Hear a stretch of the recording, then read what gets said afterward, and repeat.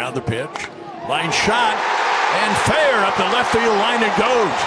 Around second, on his way to third. Coming around third, flying around third. Isbell dives at home plate. Royals win it. Maikel Garcia hit a bullet past third base. The Hall of Famer Denny Matthews could not have described it better. The Royals win in walk-off fashion in the series finale against the New York Yankees this Thursday, putting up a score of 4-3.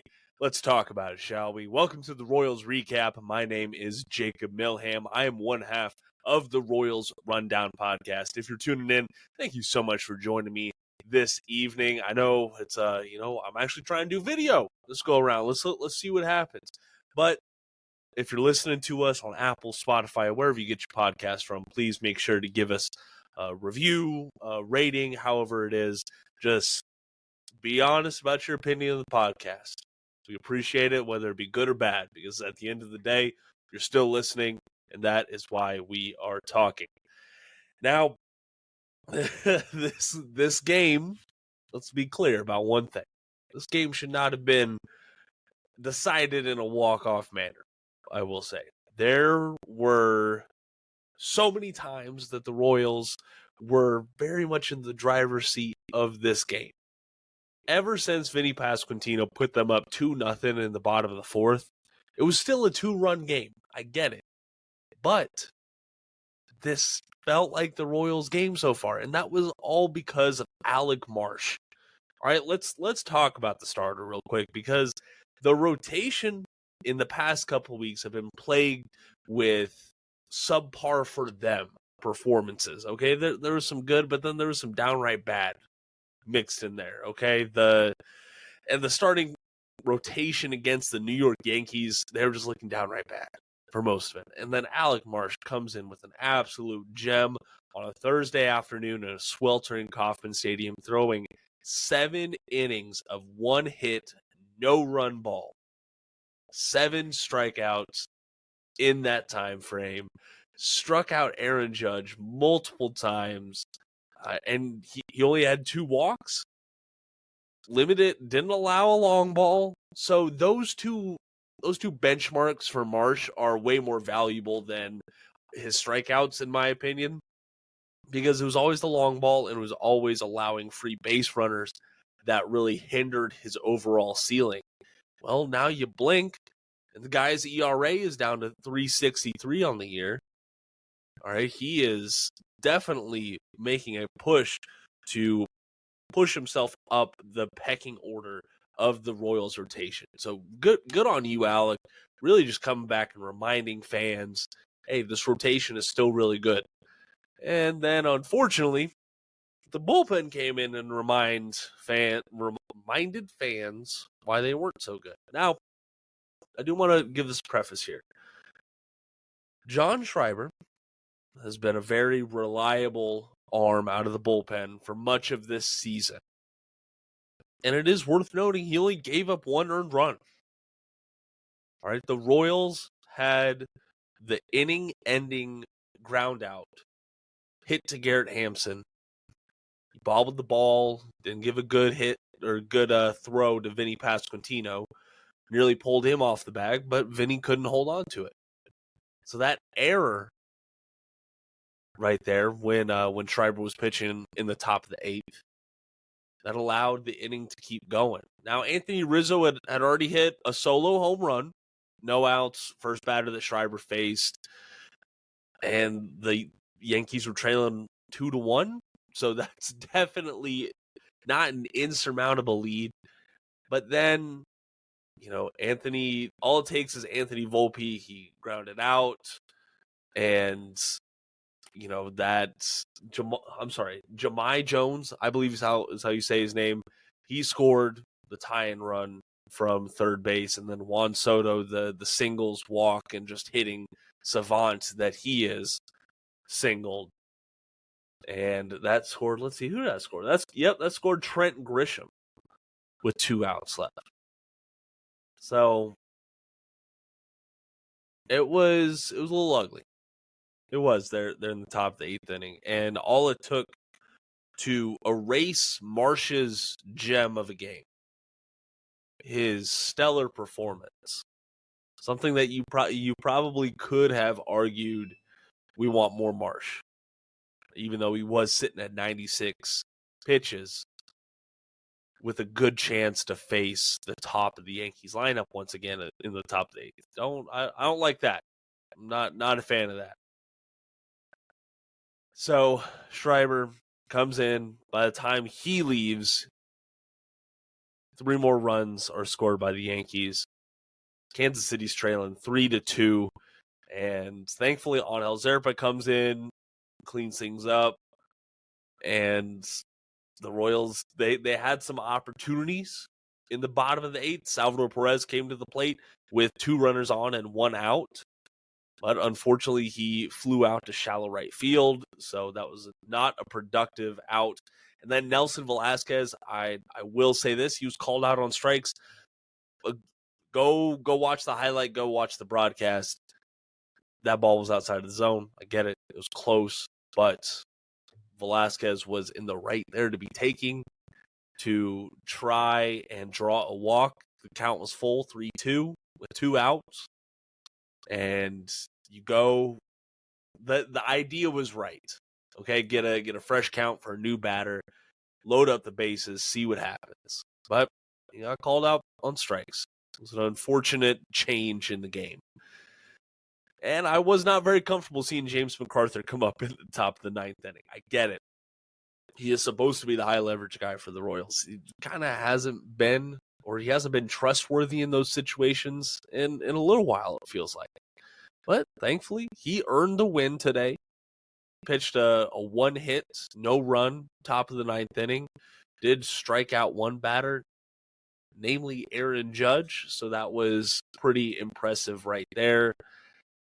Let's see here. Yep, MacArthur moves to 3-3 on the year. That's what I was looking for. So, Royals come back around, bottom of the 9th inning. The Cardiac Kids, we got to start calling them. All right, according to Royals PR, Kansas City today, they were in line for their 17th comeback win of the year. And all their victories in this past homestand have been in comeback fashion. So they haven't had that one dominant game in front of these Royals fans. It's always been exciting, which has its own value. I get it. And what better way to send the fans home happy Thursday afternoon than in this fashion, in the fashion that you heard from Denny Matthews. And this was a lot of guys coming together to make this happen. Drew Waters singled on a soft ground ball, just diving into first base, barely beating out the ball. That was key. It really, really was a great hustle play from Waters. Still, trying to make that first impression on Royals fans in 2024. MJ Melendez, unfortunately, ground into a force out, so Drew was out at second. MJ was safe at first. You have 2 outs and Kyle Isbell coming up to the plate. Kyle Isbell quietly been on a heater at the plate, and that continued today. Maybe not a heater. He's been solid at the plate. He's hitting .381 over the past 7 games, which is very, very good on the Kyle Isbell scale. On the Kyle Isbell curve, I think is how we should call it. Singled on a line drive to center field. Lo and behold, that puts runners on the corners for the top of the order. Maikel Garcia, who was in a slump of his own, coming to the plate on a 3-for-30 run, I believe it was. And Rex said it best. I'm not a proponent in the, this guy is struggling, so he's due for it. He's due for something. He's going to turn that corner real quick just because he's been on a slide.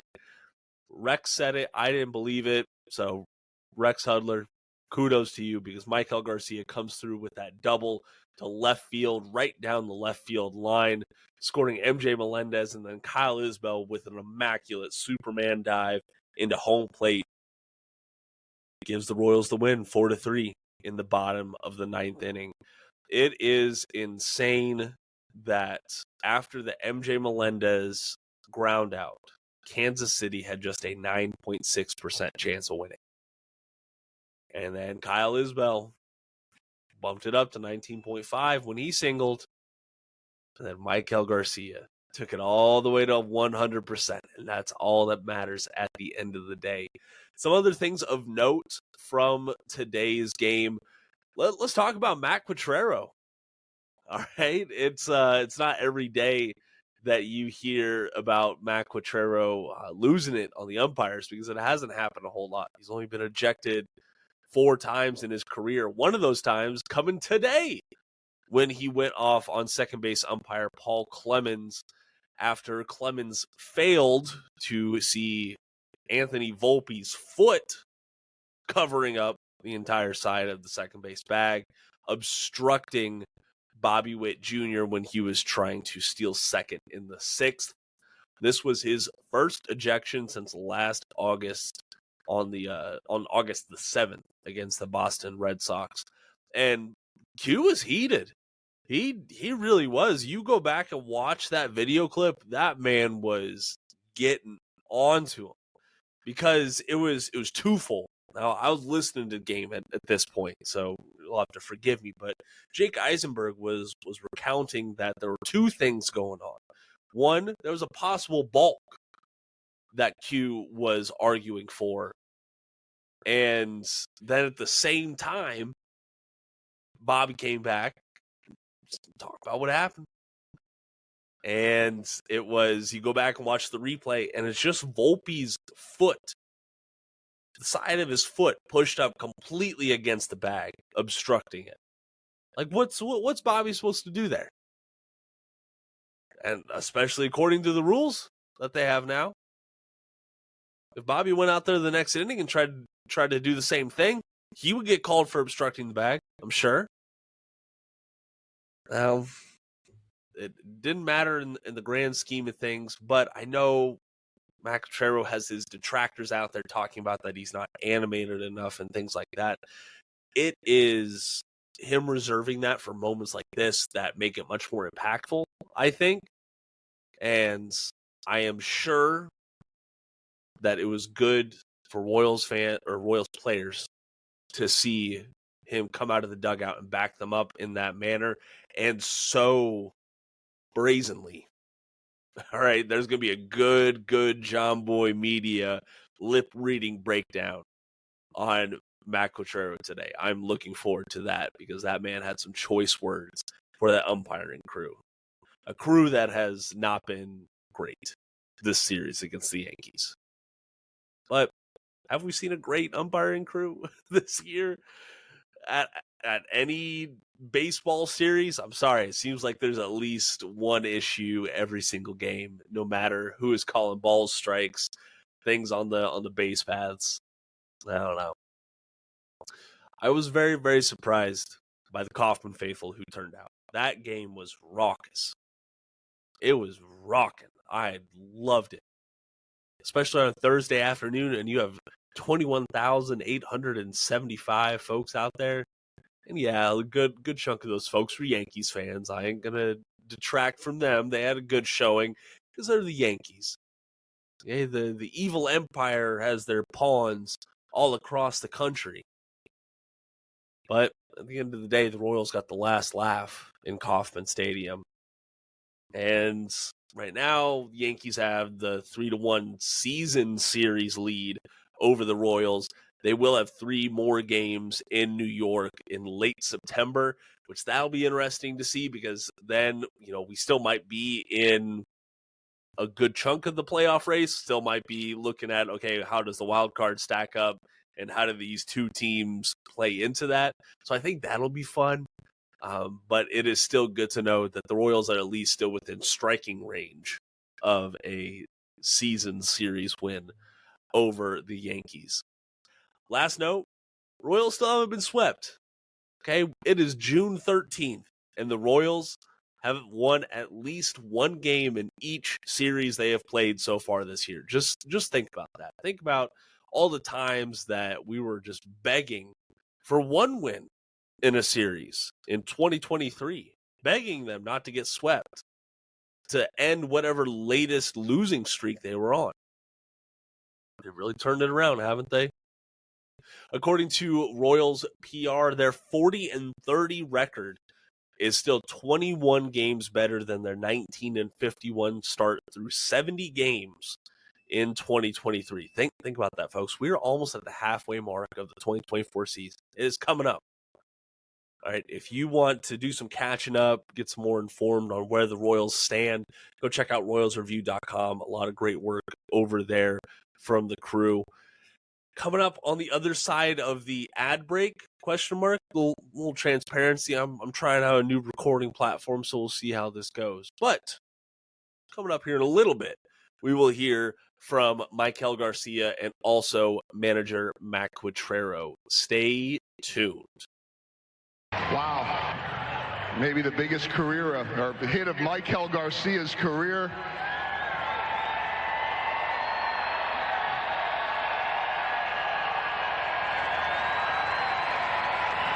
Hey, these fans love you here today. Thank you, thank you, thank you. All right, he's catching his breath. I think everybody is catching their breath right now. Tell me what you're thinking. This is an unbelievable moment. Yeah, I feel amazing. We get a win and never give up. Be ready for laying the game and try to have the win. How much are you thinking about that possibility as the inning starts, that chance to maybe be the guy? Yeah, we showed before in the season, and we keep going, we compete, and at the end of the game, you know. All right.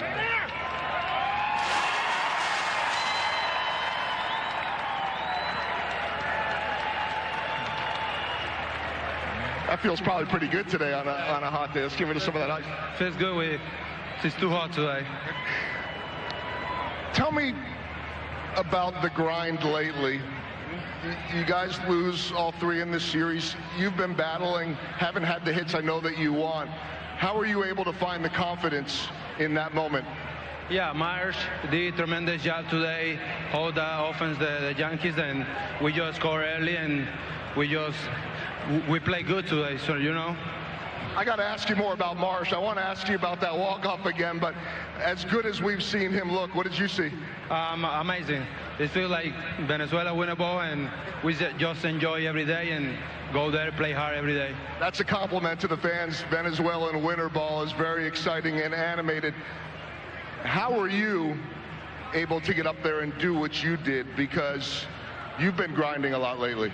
Yeah, I know I'm a good player, and just keep fighting every single bat and every play, and be there for the pitcher or try to get something for help the team win. I know you got to go cool off. You want to say goodbye to everybody?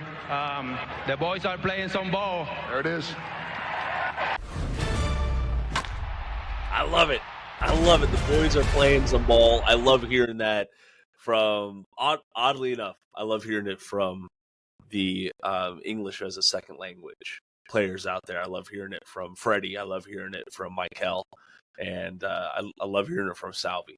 All right, it's there's just some passion behind it, and I love that is the rallying cry for this team. All right, let's go ahead and get to Q's post game. I couldn't be more proud of those guys. I mean, you're down. That's a really good team with an elite closer coming in. We've talked so much about it, but I never get tired of bragging about them. The way they go about it, the way they hustle, the way they never quit. I mean, it's, you know, I've talked about, it's inspiring to me to come to work every day to be around these guys. Matt, how much did Drew's play in a way for the encapsulate that?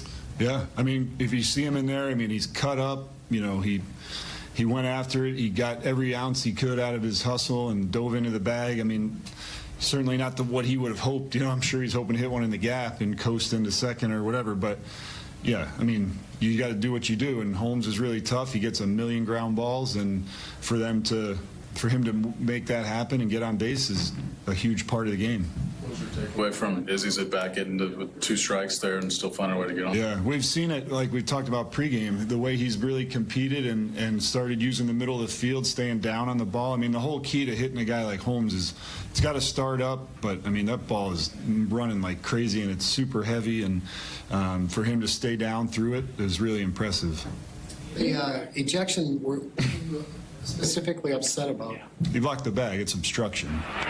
Any of that frustration from maybe earlier in the series against the No, it's from, we have a rule that's a new enforcement this year for that reason that was not called. That's what the ejection was about. What did they tell you? They didn't have obstruction, and you can't argue it. Alex, about his outing. Alec? Yeah. Can't get much better than that, right? Swing and miss. We talked about it pregame. How do you attack a lineup like this? You attack them. He had really good stuff. He was really poised. He didn't let the walks bother him. He just kept coming at him, and he had a really good game plan. Man, on a day like this, when you are ejected, what's your first point of contact with them in celebration? I mean, are you at the locker room door, or how do you do that? Yeah, number one in line, man. I mean, nobody feels better for those guys than I do. I mean, I wasn't out there to battle with them to the end, and that's frustrating, but, they clearly didn't need me. Okay, pretty clear from the crack of the bat on Garcia's hit that was going to be. Well, we have such a delay on the TVs in here. We can't. It's like 14 seconds or something. So, yeah. Did you hear it then before you saw it? Could you hear the crowd? No, I mean I'm under here. Yeah. I just wondered if there. No, I mean you hear noise, but you don't know what it is. Like, they were in retrospect they were standing initially to get going, but no, I didn't hear it. Go ahead. The offense is relentless. We've talked about it so much, but how impressive is it today, given the context of everything? I mean, what you guys are going through right now, and then just had given up the lead late in this game, and kind of, you're looking at maybe a potential sweep here, and then they still were able to put that away and come back. Yeah, I mean, certainly it's a big win. I mean, it's better than the alternative, right? And we're be a much happier flight. Much more confidence going into tomorrow, probably. But Joe Dillon always tells me we score late so they don't have time to bounce back. So maybe they have this. They work this out. With Alec, after he gives up the no-hit bid in the seventh inning, immediately comes back and gives two really tough hitters there. I wonder what stood out about that sequence for you. Well, I was watching on TV, so I'm not really locked into what he was doing, but. What really stood out, they were efficient outs. Like he came right at him, and one of them was a breaking ball. I think I remember on the fly ball, but he just kept him off the barrel. Struck out Judge 3 times today. Judge struck out 4, but Alec especially. Just take his bat out of that lineup, and what does that do? When he's attacking a guy like that. Well, he's probably the best 1 or 2 hitters in baseball, so to not have him do any damage against us is a huge help. Now, that doesn't make it feel a lot easier in the middle of that lineup, but certainly when he doesn't do something, you're extremely happy about that. Just the way Alec, I mean, obviously, like Andy said, you lost the first 3 games of the series. What did you think of just about his personality would lend himself to come out and have an outing like this and sort of be a stopper today? Well, I mean, I think the way I feel about our rotation is somebody started opening day and somebody pitched the 5th day. But once you get going, these guys all give us a chance to win every day. So 1 to 5, who you're matched up against. It's not something that I think about. I think about Alec Marsh as somebody that I'm excited to see him pitch every time he goes out there. All right, well, there you heard it. You heard from the man himself, Matt Quatraro. That some interesting questions from the press junket there at Kauffman Stadium, and you heard him talk about they're moving on. All right, they're not resting their laurels on this walk-off win. The boys in blue are flying out to face another boys in blue team out on the West Coast, facing off against the Los Angeles Dodgers. Just going to be another brutal test. And I'm hoping that the Royals bounce back confidently. You get the top 3 arms in the rotation to face off against the Dodgers: Cole Reagan, Seth Lugo, and Brady Singer. And on the flip side, you get the Dodgers, some of their best guys: Gavin Stone, Yoshinobu Yamamoto, and then Tyler Glasnow will be facing off against the Royals. It's going to be a late one, folks. First pitch on Friday night is not until 9:10 Kauffman Standard Time. It's going to be some long nights. And then Saturday night's game is at 8:10 Kaufman Standard Time. Series finale on Sunday going up at 3:10. So should be interesting. You can catch all those games on Bally Sports Kansas City and 610 Sports Radio or the Odyssey app. I'm looking forward to it. Jeremy and I always talk about, this is going to be a good test. This is going to be a good test. Listen, this whole 20-some-odd game stretch has been a good test. Okay, this has been just a brutal series of games. Not a lot of time off. I'm sure that the Royals they will welcome some time off and some time against some easier competition. And again, this is still Major League Baseball, but as we saw against the Yankees, there are still levels to these rosters. All right, folks, I'm going to get on out of here. Like I said last night, unfortunately, I have schoolwork still. School is just kicking my ass, folks. It really is. So I got to get on out of here, and what we are going to do is you got to go check out royalsreview.com. You already know that, though. Go check them out. Go support them.